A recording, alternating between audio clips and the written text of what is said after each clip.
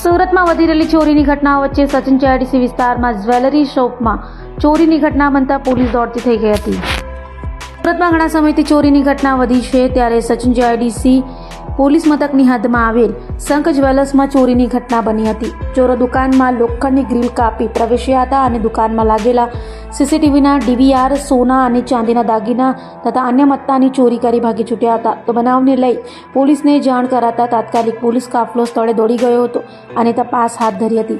હાલ તો ચોરોને ઝડપી પાડવા પોલીસે ચક્રો ગતિમાન કર્યા છે. पहले छोटे लाल वर्मा।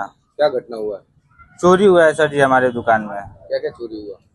सोने के कुछ सामान और चांदी के थोड़ा ज्यादा सामान चोरी हुए। 1500 ग्राम के आसपास चांदी चोरी हुई है। किस नाम से दुकान है आपका? शंकर ज्वेलर्स। क्या क्या चोरी हुआ है? चांदी और सोना? चांदी और सोना चोरी हुआ है। कितने बजे तक हुआ? ये अप्रोक्स 4:30 या 5 बजे की घटना है। आपको पता कैसे चला कि यहाँ पे चोरी हुआ? हमारे पड़ोसियों ने फोन किया कि आपकी दुकान टूटी हुई है और हम आकर देखे तो मतलब चोरी हो चुका था। डीवीआर भी लेकर गए हुए हैं और जिसपे हम लोग वजन करते हैं कांटा, वो भी चोरी हुआ है। कितने देर के बाद आपको ऐसा पता चला कि चोरी हुआ है? लगभग 3-4 घंटा बाद पता चला है। पुलिस प्रशासन आई थी? हाँ, पुलिस प्रशासन आई थी, वो लोग अपना कार्रवाई करके गए हैं।